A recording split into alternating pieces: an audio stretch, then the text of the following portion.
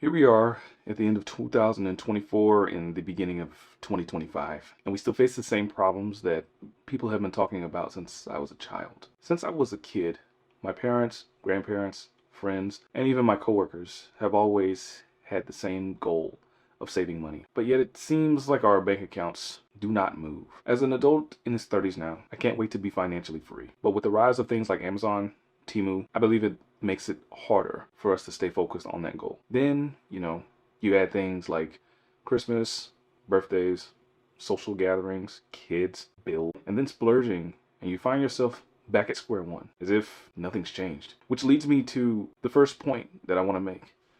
Number one, using credit cards are killing your finances. By using credit cards and getting rewards points or the Sky Miles to help offset spending. But the sad reality that I have learned over the years is that credit card companies, they bank on you spending more than you need and accumulating interest on the card. Like, it's literally them preying on the weak to get ahead. Now, I'm not saying that the system theoretically doesn't work, but if you stick to your budget and do what you set out to do, pay the card off right away, then you will be fine. But for instance, this month, I mismanaged my money, so I have incurred a fee, which is not ideal, and therefore defeats the purpose of me just using my fucking debit card rather than using the credit card. So yeah, if you're a person that can't handle the added responsibility of managing a credit card to pay it off, then I'd say leave that one alone. Cut it up and get it out of here. Point number two, the people you are surrounded by. I think we all can agree that if you hang around people that are motivating and successful, you're bound to be the next person that is successful. But it can also be something that hinders your future in current financial status, because if you're hanging around people that are living a lifestyle that you can't afford and you haven't leveled up yet, then it actually might be hurting you. I have friends that I like to spend time with, and some of my friends make significantly more than I do, and some make less. I have definitely noticed that I spend more money when I hang around my friends that make more money, because we're doing more expensive things. And I can tell you like this, my wallet does not appreciate that at all. As a matter of fact, my wallet hates it the most. One way I found to combat that is to give myself a cash limit on the things I actually want and actually communicate to my friends about the things that I can and cannot afford.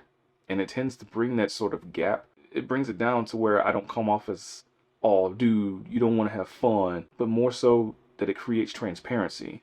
And most importantly, keeps me on budget. Number three, needs and wants. Yes, and I know there are a lot of things that I don't need. For example, when I was trying to record this video, I actually wanted to buy another microphone. Instead of using the lapel mics that I bought a few years ago, I had to verbally tell myself over and over again that I don't need to spend $30, $60, or even $100 on a shotgun microphone, because this one works just fine, But then I go on an app like Amazon and feel like I need to upgrade things that I already have, such as upgrading to a new laptop or buying a new camera or something else that I've fallen into the rabbit hole of buying these things. Watches. My God.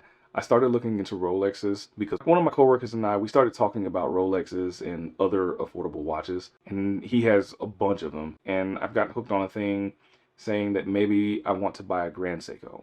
Maybe a Grand Seiko watch or a Rolex, but I know that I can't afford that. Or even if I could, I know that it's not a wise idea to drain my savings to buy a watch. A watch that only tells time, not like my smartwatch, which tells me the time, the date, has a calendar, has a timer, and everything else, so it doesn't really make sense to buy a watch like that because I can't afford it, but my coworker can. And this is what's stopping people like myself and others from saving money. There's a thing called lifestyle creep, and it's the idea that you start making more money and it gives you the opportunity or excuse to spend more money, and it's a never-ending cycle. So for instance, if I made $2,000 a month and out of nowhere I start making $3,000 a month, it could happen that now I want to go buy a car that's more expensive or live in a house that's more expensive, and it tends to catch up to you, and you could see why it would make it hard to get out of debt. So to sum this up, live within your means, and when you start to make more, invest the money or save it. God, the cat is so loud. Number four, you actually have an income problem. I know for myself, and probably most people, it's not necessarily that I'm overspending too much. I just don't want I just don't want to live a life like I'm eating beans and rice and beans, like Dave Ramsey would say. And nobody wants to live like that and not enjoy their life until they hit the age of retirement at 65. Because let's be honest, that really, really sucks. But that doesn't say you can't level up your skills, learn more things to improve yourself, to make yourself more money. Because if you ever watch The Ramsey Show, you'll see that a lot of times when people call, they'll talk about how they're only making $40,000 a year and their expenses are well, and I mean well above their means. I mean, that's including the place that they live. So that type of income with so many expenses, this is simply an income problem. Like, you're not making enough money to support this lifestyle. So for me, my personal solution for the income problem is that you have to work towards a career that pays a lot, because as much as we all want to do things we enjoy, like playing video games for a living, or being a streamer, vlogger, or anything like that, the truth is bills need to get paid, and you have to create a good income for yourself to live a lifestyle that's rewarding, that feels good, that you can look at and say, hey, I'm proud of what I do. And when I'm off work, I can actually enjoy the money that I made instead of worrying about bills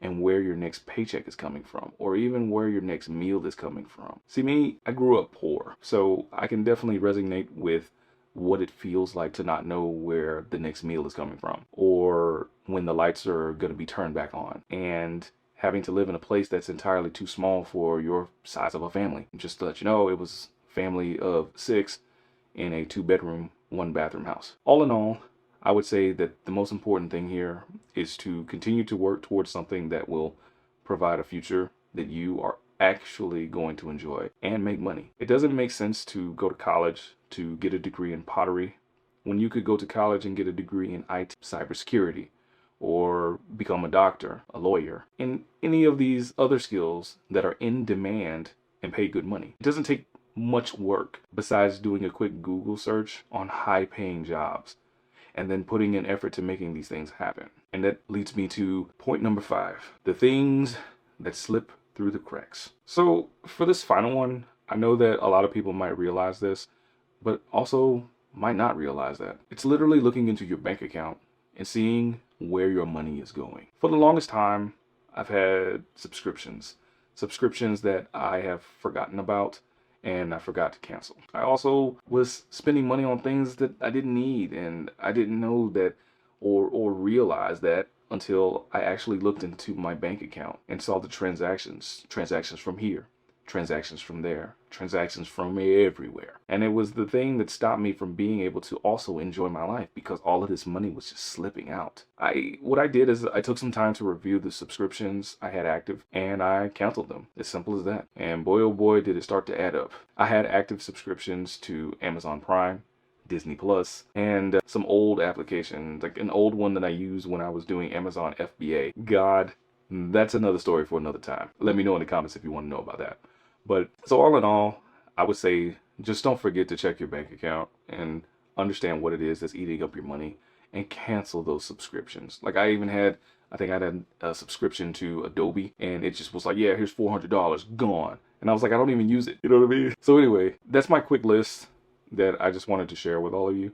And I hope that you're able to take something from this and move forward in your own journey through life. If you have any questions or want to comment on anything that I said, leave it below and I'll get back to it. And yeah, I'll see you in the next one.